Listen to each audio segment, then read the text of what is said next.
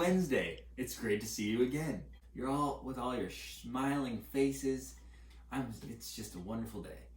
Today we're going to do some more practice because I know molar conversion practice can be very tricky.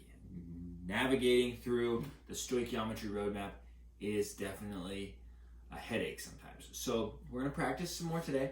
I have for you some practice problems, some example problems that are already filled out, and I'm going to explain those because they're super helpful templates for you for your assignment today. And today you're going to go through these 8 practice problems, okay? And so let's get started with our example problem. I'm going to explain everything that's going on here, and hopefully that will help you on your practice problem.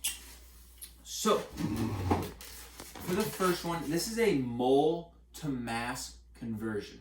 So let's look at our stoichiometry roadmap.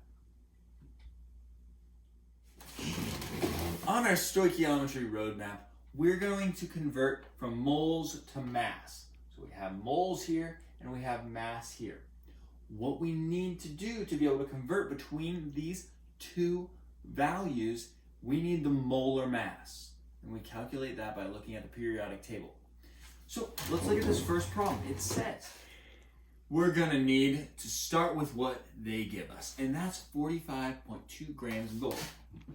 We're going to convert that, based on the question, to how many moles of gold. What we need is the molar mass. Okay, and so let's draw our conversion factor. We're going to convert grams of gold to moles of gold.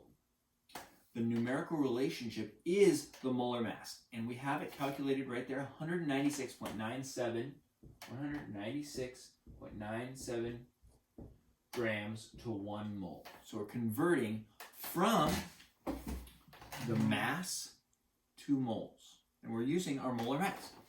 So if we calculate this out, we end up with 0.229 grams. That's not right. It should be 0.229 moles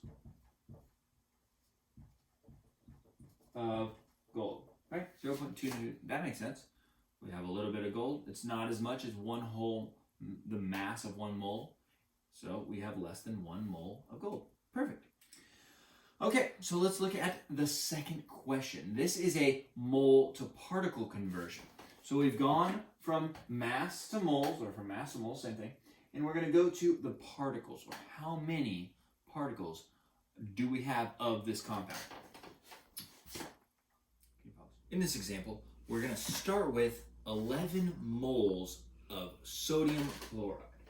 So we have 11 moles NaCl. We need to convert this not to mass, we've already practiced that. We need to convert moles to particles.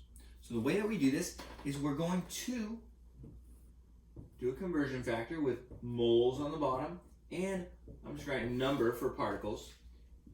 The number of particles in a mole is 6.02 times 10 to the 23. So 1 mole is 6.02 times 10 to the 23 particles of salt. And that's all you do. You just multiply 11 times 6.02 times 10 to the 23. There you go. So we've practiced converting from mass to moles, or from moles to number of particles. But it's very common to have to go from mass all the way to number of particles, right? So we're going to do that as a whole question together right now so that you have an example or framework as you go through the rest of the example problems. So in question 3, it says that you have 4.87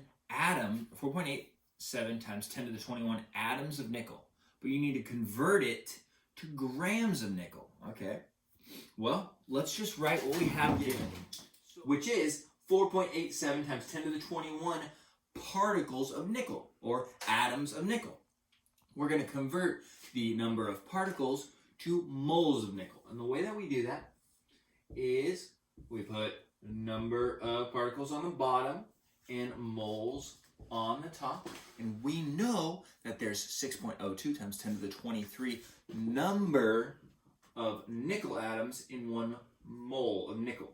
So we're 6.02 times 10 to the 23 number of nickel atoms in 1 mole of nickel. So now we've gone to moles, but we're not done because we're trying to get to mass and grams. So we're going to convert moles of nickel to grams of nickel. And so we'll just look at our conversion factor, which the numerical relationship is the molar mass. Okay, and we practiced calculating that a bunch yesterday. In this example, it is 58.7 grams to 1 mole of nickel. And now we can do the math. So we'll grab our calculator and we'll type in 4.87 second EE 21. And then we'll divide, because this number's on the bottom, divide by 6.02 second EE 23. And then we'll multiply, because this next number's on the top, times 58.7. And we get a final number of 0.47 grams of nickel. So that's all you're going to be doing with a variety of givens and values and different particles. But you're going to be doing these different conversions in the practice problems. You have what it takes. You're awesome. If you need help, just send me an email or contact me in some way. Have a great day of the week.